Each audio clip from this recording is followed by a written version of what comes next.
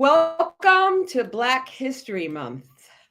My name is Rebecca Johnson, the Plant Powered Metro New York Culinary Partnerships Manager. And Plant Powered Metro New York empowers people across our region with life changing and evidence based nutrition education.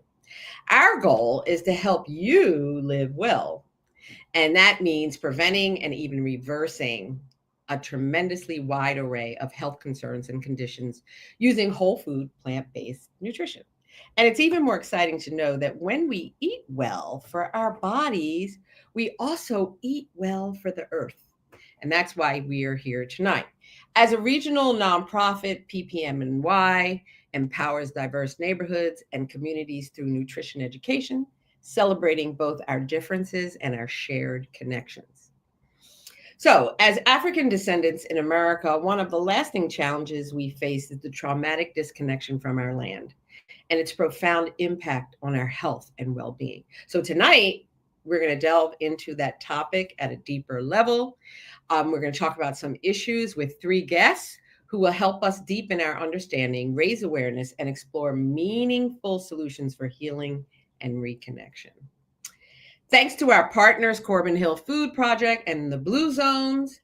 And tonight we are honored to have with us Dexter Shurney, Yadira Garcia, and Natacha Robert. Each of our guests tonight has dedicated their lives to healing in Black communities in very unique ways. After I share each of their bios, we will roll right into a panel discussion about how we can be rooted in renewal to reclaim and reconnect land, food, and health. We invite you to share your questions in the comments so we can take them live and in our Q&A near the end of the hour. So please help me in welcoming Dr. Shurney. Dr. Shurney is a medical doctor, MBA, MPH. She's a diplomat for the American Board of Lifestyle Medicine and president of Blue Zones Wellbeing Institute. If you haven't seen Live to 100, run to your screen, including their Eat Wisely program. He is the chief health officer of Blue Zones and president of the Center for Lifestyle Medicine and Innovation. Dr. Shurney is a celebrated speaker, media presence, and co-author of a guide on integrating wellness into disease management. Yay. Known for innovating chronic condition management strategies. Thank you, Dexter Shurney, for being here. Please help me in welcoming Yadira Garcia. Yadi, as we call her, is Director of Programming Development and Innovation for Corbin Hill Food Project. She is a Bronx native with more than a decade of deep community and advocacy work in New York City.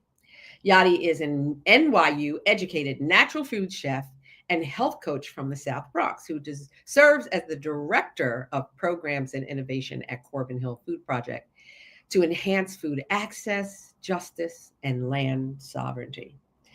And thirdly, please welcome Natacha Robert. She is an educator, a PhD student, founder, an educational consultant, and is working on her education doctorate at Teachers College, Columbia University, with a focus on African studies. Natacha is an activist as well, an educator. I think all of our guests are activists and artists focused on African-centered education and also land sovereignty. So people say that it takes a village to raise a child, but it also takes a community to survive, something that we are continually working to maintain as part of the African diaspora in the US. Black health and wellness means having a unified community that listens to, cares for, advocates for, and helps the least resourced among us get the necessary care to live the best holistic and fulfilling lives possible. Tonight, we have brought together these three leaders that are working in their respective fields to you, our community members. And so please just give a hand for all of them in your homes. And we are so grateful that they are here with us tonight. And so basically, what we're going to do is we are going to get right into a panel discussion to talk about land, food, and health. So, first, I would like to start with Natasha because we really have to look at who we're talking about tonight. We are talking about people of African descent. And since she is actually, that is her specialty, um, and we're obviously looking at displacement of indigenous people and displacement of African people of African descent in the sense of how we have come to this this United States of America. And so, Natasha, I'd like to ask you, how has that displacement and from whether it was the way food has been was grown here prior to we know the colonization of the U.S. or some of those practices that were used in Africa before we got here, how has that disrupted traditional ecological knowledge, and how can these systems be reclaimed and revitalized? All right. Well, thank you, Rebecca. I think when it comes to that question, one of the things I want to say is that, like, I think a lot of the times when we're thinking about indigenous people and we're thinking about African people, we don't usually think about African people as also being indigenous people, indigenous to Africa, and what that means for us. And I was mentioning a little bit before how Amos Wilson was saying something recently when I was watching. He was saying a quote about how the the way that we look, our phenotype and our makeup is not just a color. That it doesn't just represent a color, it represents a history of a place, out of a context, of a way of being, and of an environment that we interacted with and that shaped us. And so therefore we are who we are today because of our environment, where we our origins in Africa. And so I think that's one of the reasons why it's important for us when we're thinking about the displacement of African people, and when we're thinking about how do we think about reclaiming indigenous foodways, indigenous land, indigenous ways of knowing, that we see ourselves as Black people, and I'll use the term Black people and African people interchangeably with people who are African on the continent as well as those who are in the diaspora, that we need to think of ourselves as people who are indigenous in that way. And therefore then what does that mean for us in knowing, like, what were our food ways, what did we eat, how were those things interrupted and distorted or shifted by the transatlantic slave trade, as well as the imperialism and colonialism. And one of the things that I wanted to say was that there's a quote that comes from a Portuguese trader that was in Guinea, who had wrote to back to Europe, that was saying,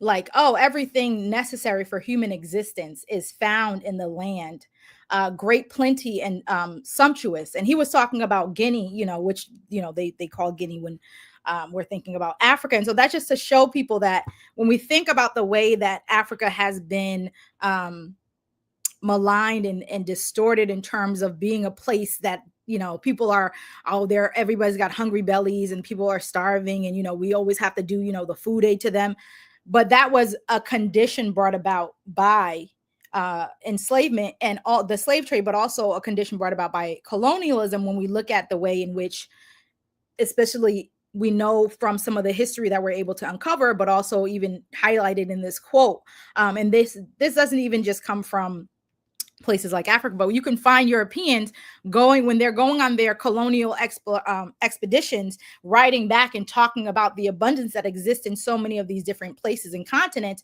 because that's what was going on before colonialism changed the ways in which people lived with the land, lived on the land, lived in reciprocity with the land, and what they were able to eat and how they cooked, and things like that. So one of the things too is when we think about the way in which the foods that we eat here in the U.S. As Black people, as African people, have a conjunction. They come together in terms of the foods that we brought over, such as like okra or black eyed peas or aki. You can find these in America, in the Caribbeans, in the Caribbean, depending on what part of Africa, you came from. And so you have these foods as staple foods within the food and the diets of African people here within the United States, but you also had those foods in Africa. So it uses a little bit of continuity, or it shows a little bit of that continuity that exists. And I think also, but within that, we also know that some of the food that we do eat comes from, things that have been imposed upon us by colonialism and enslavement. One of the things we can think about is sugar, especially white sugar.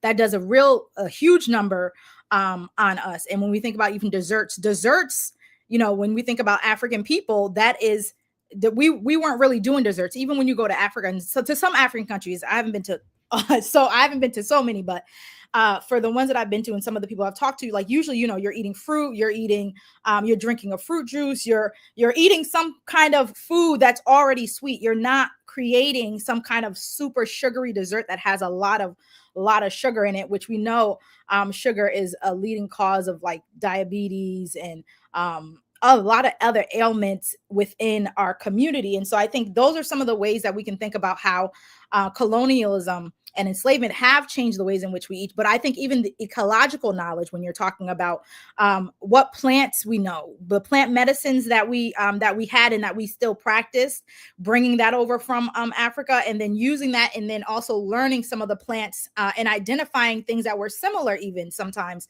here in the Americas. Once we got to this land, we also were able to, sometimes during enslavement, we might have had gardens where we would grow things as well, and we would know and forage things and get plant medicines and foods to create to eat. Even like in places like in Haiti, you have stories of medicine women who knew the terrain and knew the land and knew the ecological basis around them, that they would use those plants to heal people or to take care of people during the Haitian Revolution as well. And so like, these are just some of the ways that we can think of, but we also know that just as much as, African people have been enslaved and dehumanized and colonized and genocided, the land has also gone through that same experience. So when we think about the way in which the land that we're currently on, and even the land that we are indigenously from, has been raped, pillaged, overused and abused. Plants have gone extinct, types of foods have gone extinct as well, because of the fact that, of this displacement that we have endured. But I think that, we can definitely revitalize them. And one of the things, while mentioning and I'll end here, is that there is a practice that I've come across where people are saving endangered seeds. So if a seed is endangered, there's actually an organization that I learned about that saves endangered seeds so that they don't go extinct. And then also when we're thinking about how else we can make sure that, we can try to recreate our ecological knowledge and reclaim and revitalize those knowledge systems, is going back to the source, right? Being able to go back and learn about it. And there are some also interesting initiatives happening on the continent of Africa as well around food and land, and the reclaiming and the resurfacing of our ecological knowledge and foodways, which I can mention at the end of the program for people if they're interested. Great. Thank you so much. And that's the point, right? That we have foodways that have been interrupted by coming here and by how it is. So that's the who, right? We're talking about a people. And as you said, it's not skin color, it's about who we are and our history and what we've come from. And so we are here to try to make that reconnection. So I want to go to Yadi about that, because that's the work that she's doing. It's really about making the shift of power back to the communities. So as an activist, Yadi, and you're helping us rethink our food system the way it is around sovereignty. We know that it's going to take this shift in our communities. And of course, it's mind, body, it's everything. What do you think are some of the most effective strategies for shifting the power back to communities? And how can we ensure that this shift leads to, lasting, equitable access to healthy and culturally relevant foods?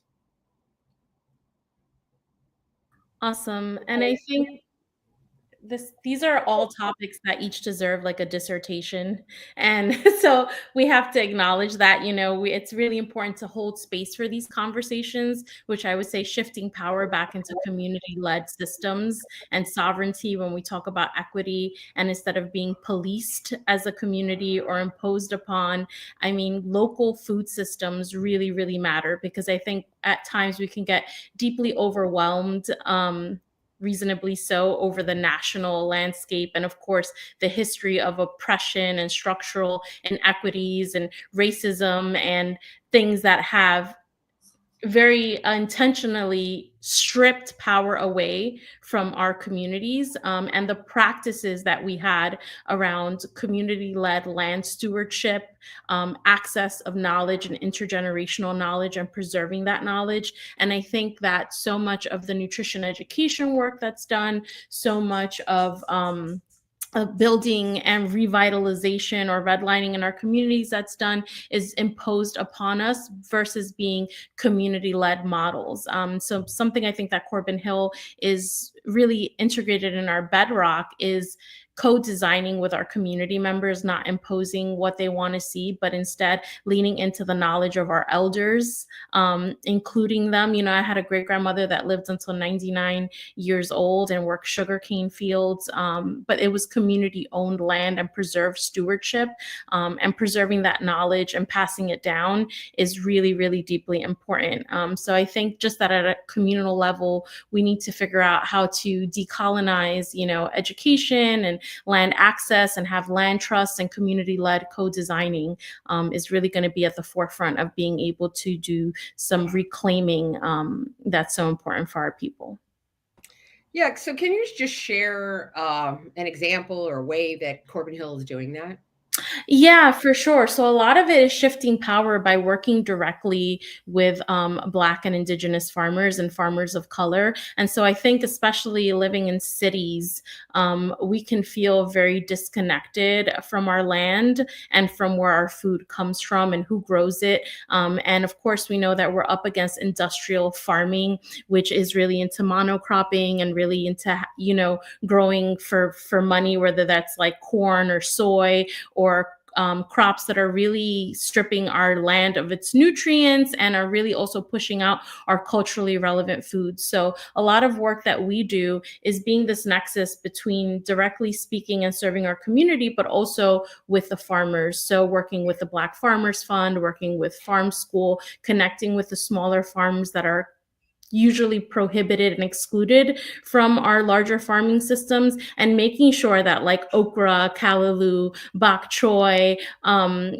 sweet potato, that our indigenous foods show up in our community and are preserved and are still grown. And not just okra, but like red Alabama okra. So when we talk about seed saving and the importance of that preservation and crop planting in our community. And so again, talking to elders about the foods that they saw growing up, having our farmers include that in their crop plan, and then having these foods in communal spaces, intergenerational spaces. So we're creating spaces of conviviality, which are also, protected with joy and with dignity. So we're not talking about this mutual aid food system, which a lot of food system work that we impose in our communities is like, pantry food or mutual aid food systems, but taking these foods that have this deep history and reverence in our communities and preserving them, and then coming in community and sharing intergenerational knowledge. So you might have like, a 65-year-old community elder, older, and then we might have like a 5-year-old or a 10-year-old also in there chopping and cooking and coming back to visiting those farms that are growing these foods, having the farmers actually at our farmers market, at our community spaces, so that we're learning and passing down this knowledge and we're preserving this. It's like a for us, by us food system that is really, really important. And I just don't see a lot of that work being uplifted, or often happening in silos, very, very separated. And it's really important to reconnect our communities here, but like also indigenously to back where we came from, and how do we uplift and preserve those stories and practices? Yes, the upliftment is what we need, and we need it from every area. And there's so much there that you just spoke about in terms of addressing systems where local food is concerned. And I know that Dexter is working and doing that, and we want to hear about that in communities. So yes, let's go to you, Dr. Shurney.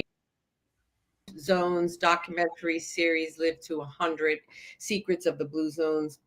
We saw that people live exceptionally long and healthy lives in certain regions, and the film highlights that these lifestyle factors that contribute to longevity, which I can say is personally very important for me, which are inherently connected to local agriculture practices, which is what Yadi and of course Natacha were talking about. And of course, it's really all around what we're talking about is a plant-based diet, right? That's rich in vegetables, fruits, legumes, and whole grains. And if you haven't seen Live to 100, please run and see it.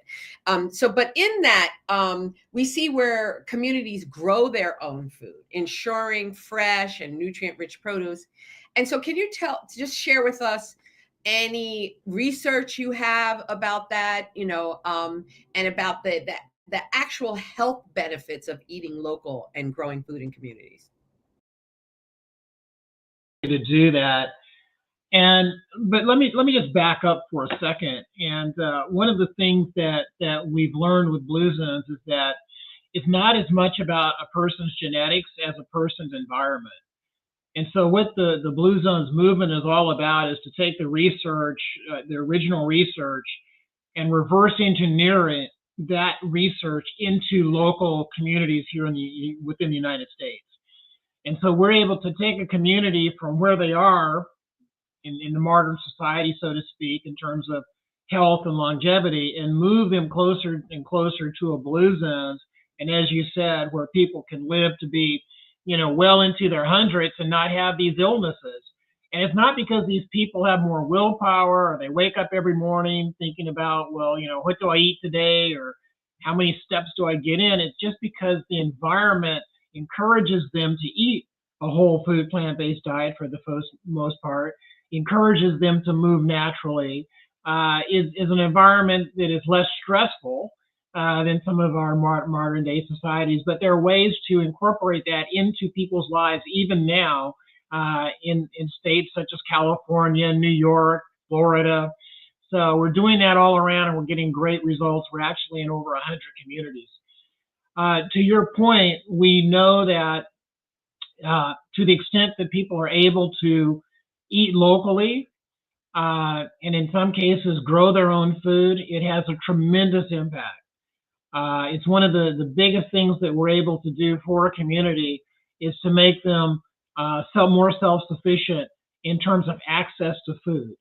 And so it's a wonderful feeling to be able to do that. It's also all about empowerment. People feel empowered when they're able to do that. We've done some work in Texas, for example, where we're allowing the schools to actually set aside some of the playground area now to grow certain kinds of fruits and vegetables. And it's tremendous, and the kids actually participate in this, and the food that they produce, they can actually use this in their homes with their families and their parents, siblings, cousins. And it's a sense of empowerment and this sense of self-sufficiency.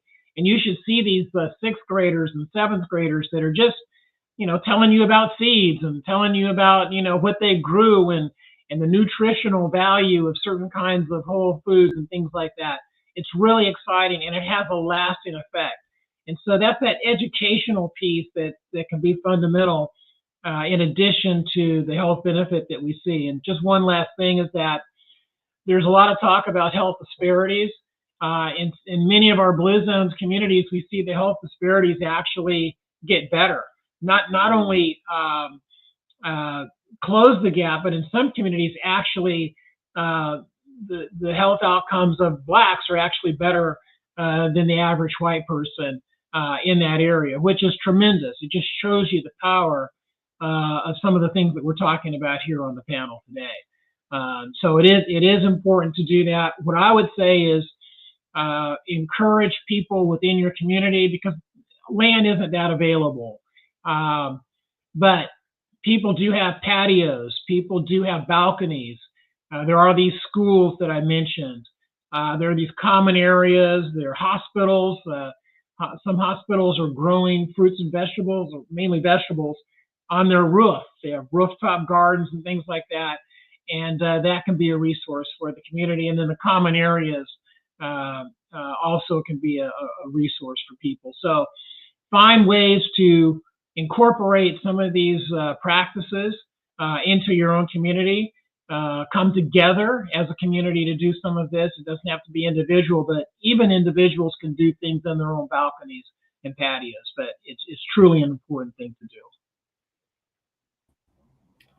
Yeah, we appreciate that, because when we wrap this up, that's what we want to do, right? Is we want to give people resources. We want to give people ways to do this. I mean, I really feel like we're at a place where, when I think about when you mentioned the elders, when you were talking about during the 60s, we were having this conversation offline before we got started, right? But when I look at my parents and their parents and just how independent they were, and it's because we didn't have the system we have now. The system we have now is really to make us dependent, right? So they did grow their own food. They did have their own stores, and they were bringing who they were to the food system. And so we want to get back to that. And so absolutely, we see that there is great benefit to that. So I do want to, we've got about 5 minutes to cover a couple of things, but I wanted to have each of you in your own respective areas. Natacha, you for the African studies, Yadi, you for what's happening in activating food systems and farming and communities. And of course, Dr. Shurney, what's happening with you and your patients.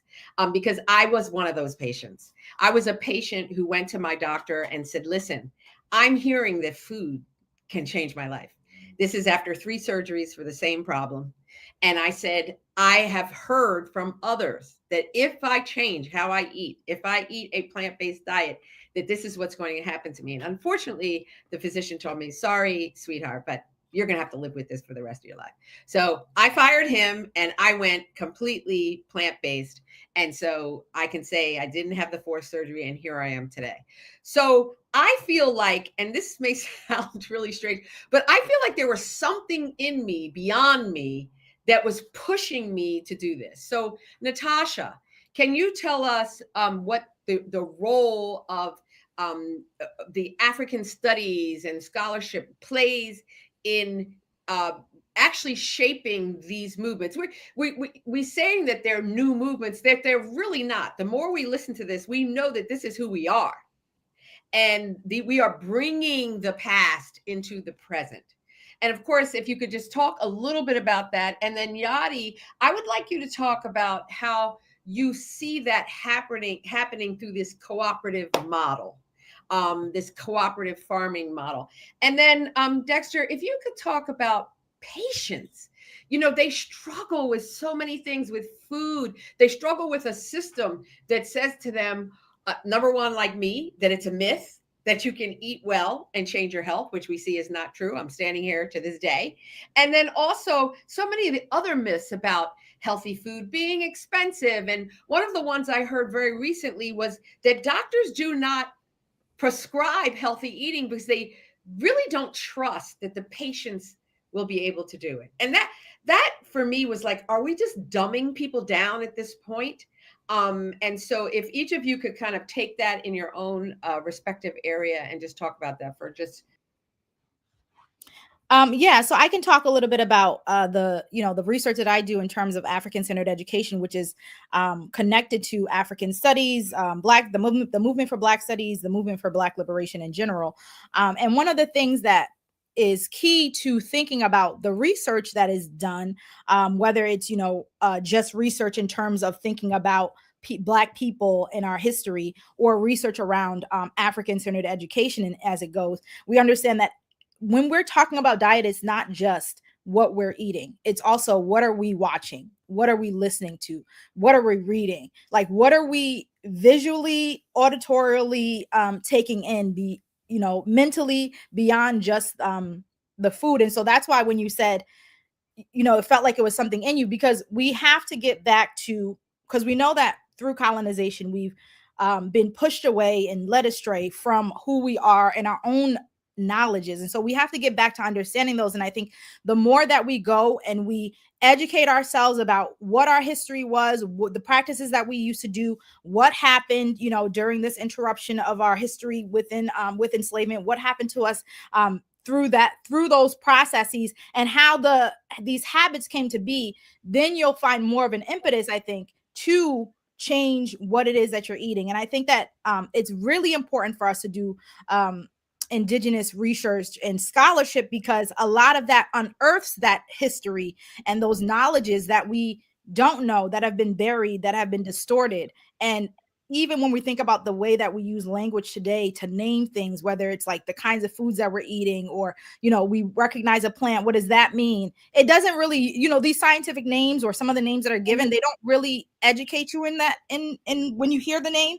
But so what does it mean to then know some of the names that, if we're living on this land, what does it mean to know the names that the indigenous people used to call these plants or these foods? And what does that tell you? Because within those names tell you a lot more than the names that we're using, that were been given to us through this English language. And I would say the same thing for, other places where we come from in terms of Africa, or even if we come from the Caribbean and other places like that. So I think it's very important for us to go and get the understanding and the knowledge of how we used to be with land, and how we had reciprocity and we're in a relationship with it, and how that also allowed us to have food sovereignty before colonialism came in with cash crops and made us start buying everything and importing everything from different places. Thank you. Yeah. So jump right in, Yadi. Yeah, and I just want to say that the importance of community-led food systems and community resilience is so important. It doesn't just fill gaps, right? It challenges the very system and shows that sovereignty is possible. And we really want to challenge this corporate-based food system that we're engaged in, and keeping the dollar in our community and with our Black and Indigenous farmers of color, and thinking about what we're supporting and how to pool our power. And a lot of, I think, work is done on making us feel like the individual, which I think, again, for me, why community and community-led movements have always been so important, right? Because the fist versus the finger alone is so much more powerful. And, we want to strengthen that community resilience by creating our own co-ops, by pooling our dollars to have, community supported agriculture models, by cutting out like supermarkets and corporations, like the 5 companies that own and make everything, that's not on the perimeter of the supermarket, to directly support the farmer and the land that they're on, to continue to have these culturally relevant foods and this remembrance continue to happen in our community, to have the knowledge passed down from elder to youth, to have youth take up the mantle of the movement and understand that, we continue to have to plant the trees for the shade that maybe none of us will sit in, but for us to affect our community and our future and literally build our health wealth. Like, I recently became a mother, and it's not just about what you're passing down, it's what you're passing down, like gene wise, health wise, and what that's going to mean for your family generationally.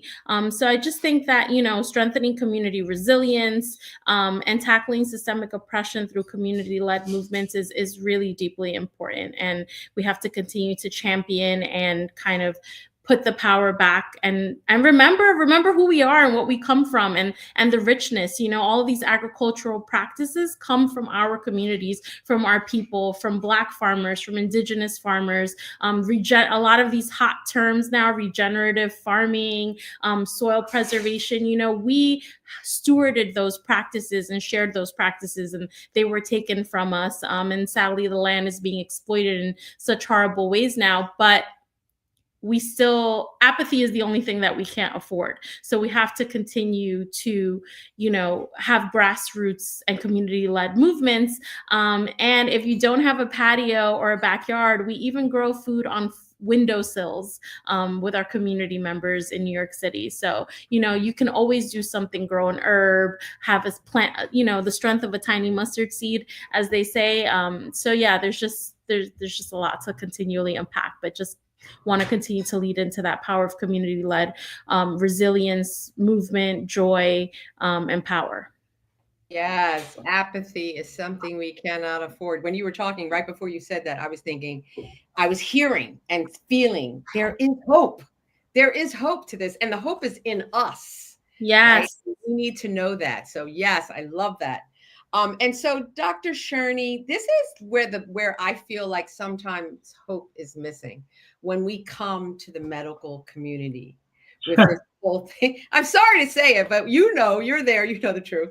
And so what you're doing is incredible. The work that you're doing, the work that's happening in the blue zones, which is giving people hope, which is empowering people. Because if I say I vote with my fork, that just doesn't mean political, but I vote for life. I vote for health when I choose what I eat. How can you tell us like that experience from your side? And you know, I used to work with WebMD, and there was something called a symptom checker. Do you remember? Do you know the symptom checker? And you would go off and you take that to your physician, because people have the white coat syndrome. When they're in front of a doctor, we can't even think, right?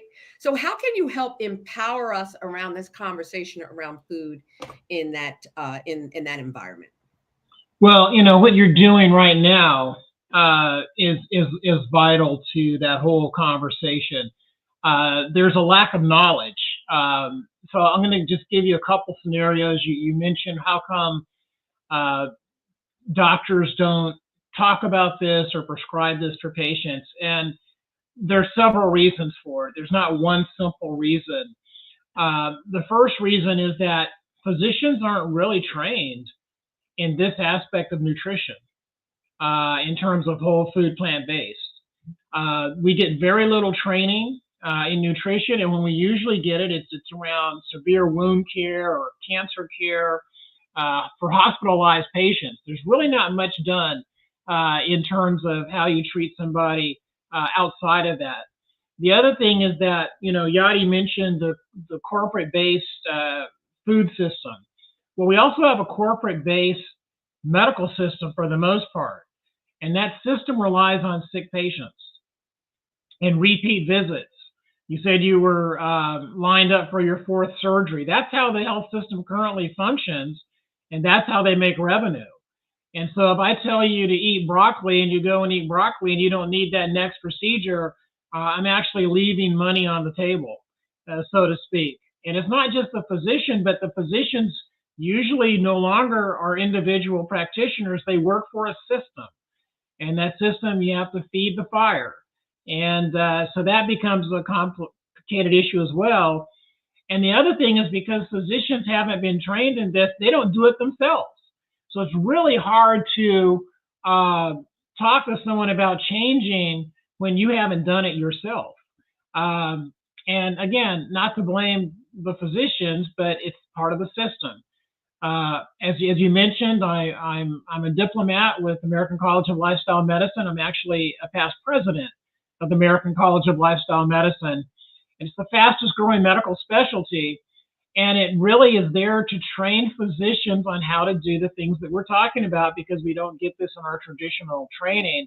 And it's grown to such an extent that now we have boards in this. You have to have a board in another area of medical specialty, such as cardiology, but then you can also get your boards in lifestyle medicine, such as I have done, and others. Now we have 13,000 membership or so.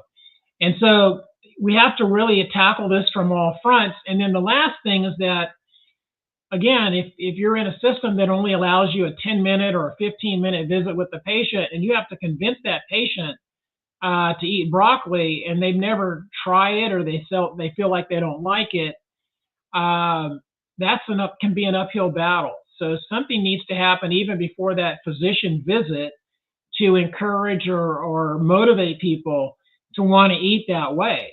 A lot of the fast foods and things that we eat in our modern society are very addicting. And so it's very hard to wean somebody off of the Big Macs and some of this addictive food with a carrot, unless they're motivated, or unless you can show them ways to make that carrot very appealing and help them change their addiction to more healthy foods. So it's a very complex issue, but I will tell you this. Once they understand and they start making these changes, the lights go off. The lights go on. And they see that their blood pressure goes down, their weight goes down, their chest pain goes away, their arthritis gets better, their sleep better. And all of a sudden, it's like, why didn't I do this before? But it was because they were trapped in this thinking that it wasn't going to work for them, and it's going to be too hard, and you can just give me a pill. And by the way, you're the only doctor that says that. All my other doctors says eat whatever I want to eat and take a pill, and keeping them in the system. So those are some of the issues that we have to overcome, but we can do that through community. Yeah. Oh boy, listening to you is causing me to think about my dad who passed away at 63.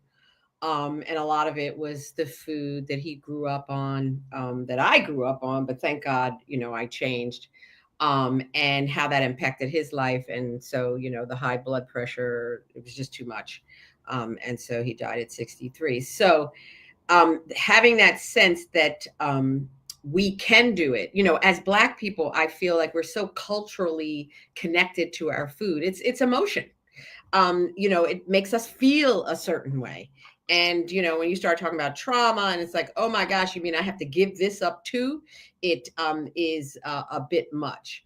So we want to leave here tonight with some action items. We really want to make this practical. What can I do? We want you to tell people what they can do in their neighborhoods, in their homes. And so we have some action items. Some were already mentioned, about joining a food co-op. I did that about 15 years ago. I joined a food co-op because a friend was pushing me and I was buying all my stuff at, I won't even mention the store, but she was like, how much did you pay for that, Rebecca? And then when I told her, she's like, that is ridiculous. And she did that about 5 times. And I was like, okay. And so I joined a food co-op. So that's something that you can do. You save money that way. And it's a cooperative environment, which I also do like too. You have to work to shop there. That's okay. Yadi, before we're done, I'd love for you to talk about what's happening at Corbin Hill related to a food co-op. But there are a lot of things you can do. You can read books. Leah Penniman, who has a book, Farming While Black. I have her Black Earth Wisdom, which is amazing. Highly recommend that. You can support your local farmer. Stop going to the big box stores and buy at the farmer's market, or buy in your local store that's not a part of a big chain. That's a way to break the system. That's a way to shift and interrupt the system. Something as small as that. And buying food in season is a lot less expensive. Composting, which helps the earth, which also helps the seeds grow. And that's why, as mentioned before, that, some of the food is depleted because the soil is depleted. Upcycling. So one of the resources for tonight is something that I created, which is a carrot top recipe, where you actually use the leaves of the carrot to make a pesto. You are going to get that, those of you who are watching or are part of tonight. And I love when you said windowsill garden. That is something that I aspire to. I actually have a lettuce and some herbs on my windowsill right now that I'm trying to use.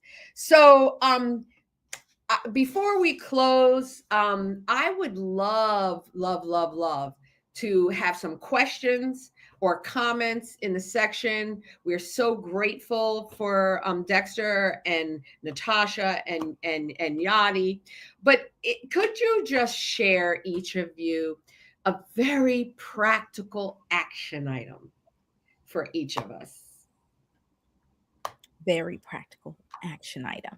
I mean, in my mind, I'm thinking of so many things, but to, I guess, bring it down to like very practical ways, I think that you have to get to know yourself, because I think there's a proverb that was written on the walls of ancient Kemet. It's still there, which people know as Egypt, but it's know thyself, be thyself, complete thyself.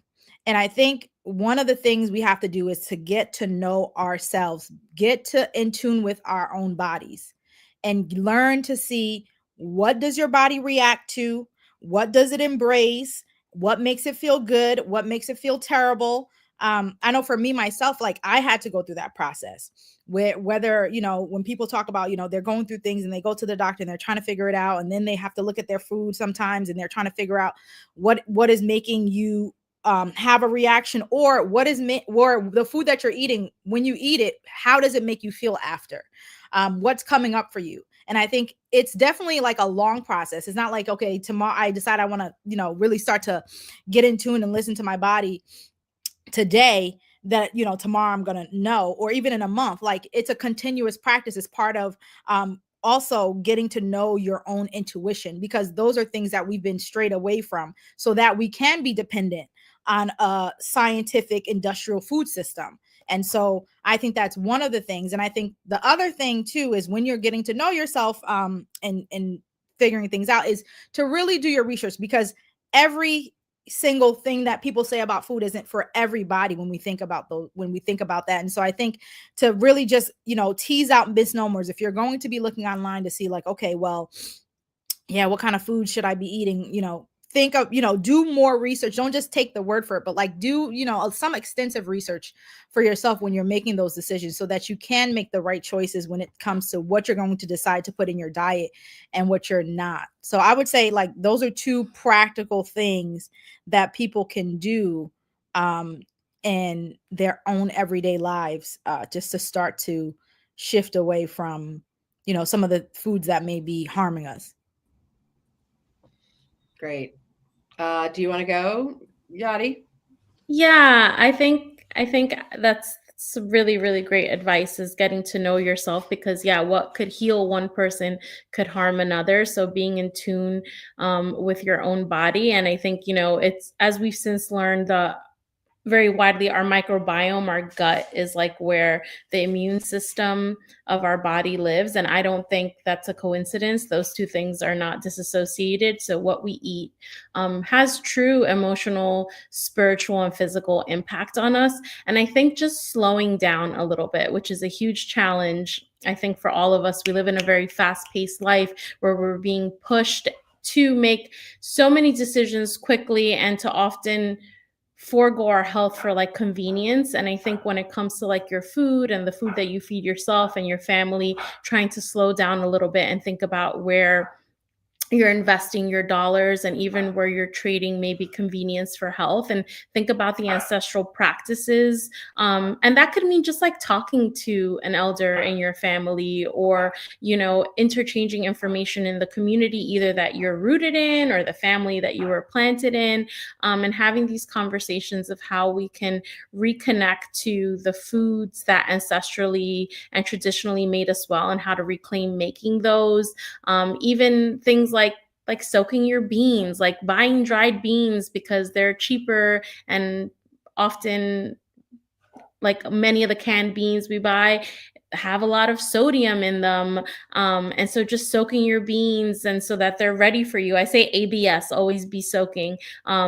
And so that they're ready for you, and they're like more digestible, or just like learning about practices that ancestrally have always held us down, like pickling, jarring, canning, saving foods, connecting to a local resource of buying fresh local food, and who we're supporting. Because if, again, we don't find ways to divest from this corporate food system, it's just going to continue to overpower and overrun our communities. And get active and get involved. So find out through often a faith-based organization or a community-based organization often has some type of food program. I saw someone asked, how do you find a co-op to join? Yeah, you can Google, but there's also local council members' offices, faith-based organizations, schools, community-based organizations. There's often some kind of program or food program being run. Or think about starting one, like in your building, like having community supported agriculture, or finding organizations that support Indigenous farmers and farmers of color to come into your community, because it's not just about like the healthy food, but it's also like who's growing that food and where our dollars are going. Thank you. Okay, what action item can you give us, Dexter? I'll be brief, and I'll take it from a patient perspective. And so, for anyone that's a patient, you're seeing physicians, you need to ask those physicians some questions regarding, are they aware of the American College of Lifestyle Medicine? Are they certified in that? Are they becoming certified in that? And the reason you're asking those questions is because you want them to be able to help you get off your medications to the extent possible. If you're on 10 medicines, maybe I can get down to 5. If you're on 5, maybe get down to 1. If you're on 1, maybe you can get off of that altogether. And instead of spending your money on copays and deductibles for medication, spend it on healthy food. And but if you're under a physician's care, you need that physician to help you and be a part of that program that you're trying to achieve for yourself.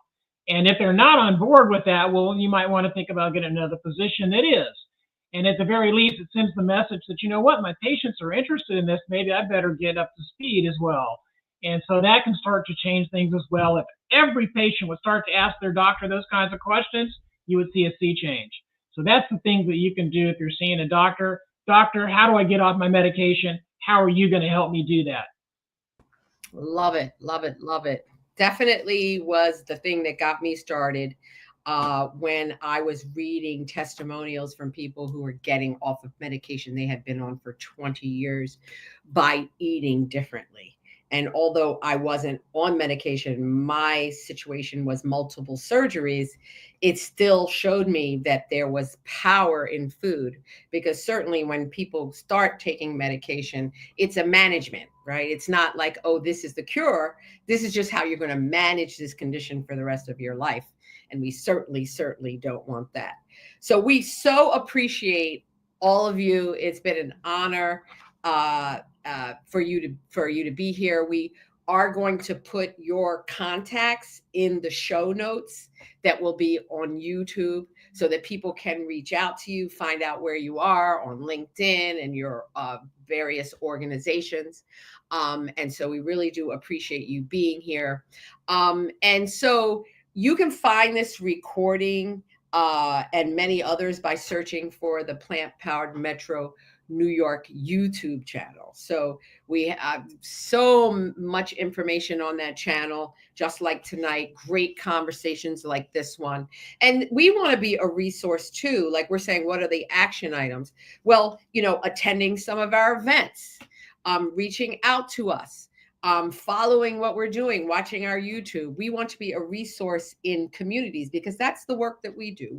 We do work with underserved communities, and definitely the bottom line is to get people well and to help to prevent disease. We also would love for you all to make a donation to this mission. We are a nonprofit, and so every little bit helps us to continue to reach this work, to improve the health of communities.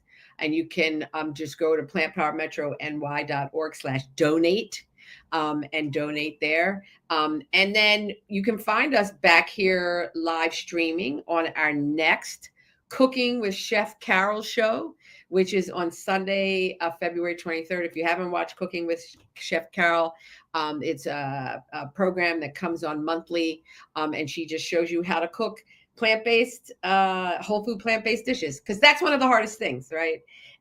Is learning how to cook differently in order to promote health, in order to preserve your health. And then on March 1st, that's till 23rd February, March 1st at 10 a.m., we're doing fitness. And so it's called Pulse Up. It's a virtual fitness special that will optimize your health with fitness instructors Danielle Medina and Latour Van Doren, and culinary educator Vanessa Sosa Sanchez. Because as Dr. Shurney is saying, absolutely, that it's not just food. Food is it's the core, but it's a whole mind body, right? Going from what Natacha said, that we have to know ourselves. We have to be hungry for that knowledge of who we are, where we came from as a people. Look at our food ways. How did we do things? Why did we do them that way? What were we calling that plant? That was so powerful for me. And then taking that and activating that in our communities and the decisions that we're making, as Yadi was saying, where we shop and what we do, and bringing food into our everyday life. You know, that's how it used to be, that food was incorporated into our lives in every way. We weren't just going across the street to the store and pulling something. We were going and we were gardening, and then we were bringing it in. The whole family was participating. So we do want you to register for these events. Please do register. Then you get a link to them and information about them. And so we also have on every Tuesday will be the fitness program. And then also we're doing a women's event for the month of March. The March 4th to 25th at 7 o'clock. And you can see that online, plantpowermetronewyork.org, women's wellness and food. And I thank you so much, Grace, who's in the background. She's a team member working behind the scenes, and Karina, who worked behind the scenes to make this possible, this live stream possible. Jim Spellos, Grace Simino, Karina Pierce, and Hannah Martinez, which just makes everything so beautiful and a pleasure to look at. And so please follow us. Follow us on Instagram. Subscribe to our YouTube channel. We have a community group on Facebook, and that's where a lot of the events that we do dinner socials, which are amazing. It is so amazing when we talk about community and the Blue Zones, to have a community of people that eat like you, that you can talk about what you're eating. You can talk about restaurants. And so that you can find on Facebook, at our community page. And so please support our mission so we can do more of this. We can help more people eat more plants so that they can be well, and make a huge difference in health. We didn't know we could do this, the world. We just didn't know that food would have this kind of power, but it absolutely does, because that is why we're here. And your donation, no matter how small, will help us get this word out. So we thank you. We thank you. We thank you, everyone. We'd like to say goodbye to our guests, if we could see them on the screen again. Thank you so much for being here tonight. You could have been anywhere, but you were here with us, and we hope to see you doing this again. And so we say to everyone to please have a great night. Eat your plants. Eat your plants, more plants. Learn how to cook. We can help you with that. And go into the show notes, as I said, which will be mentioned. I think, Natacha, you wanted to mention something about the children. We have. Yeah, really quickly, because I'm an educator, and because I'm an educator, and it's so important. I think that for us to teach the children to do this early, because it's really a lot about it. A lot of it is about being proactive. And so I think like that's a really important thing. So even if it's too late for us, maybe we're having a hard time shifting away, at least if we teach the children and get them started early, that'll set them up for success. And that's how Yadi and I met, is we were teaching children culinary. And so absolutely, I started out teaching adults, and it was so frustrating. Dexter, was so frustrating with the adults because they wanted to eat their Krispy Kremes. But when I worked with the kids would go home and they'd be excited and they say, "Oh, Mom, look at what we're eating." And the parents would come and say, "Oh my gosh, they want broccoli instead of fries. What are you doing with my kids?" So absolutely, children are influenced. They love the colors. They love the shapes. They're excited when they find that mango actually grows on a tree like it is. Nobody made it or added sugar to it. Oh my gosh.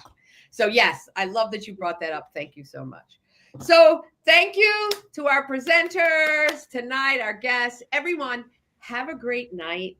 And we hope to see you again very soon. Thank you. Thank you. Have a good night, everyone.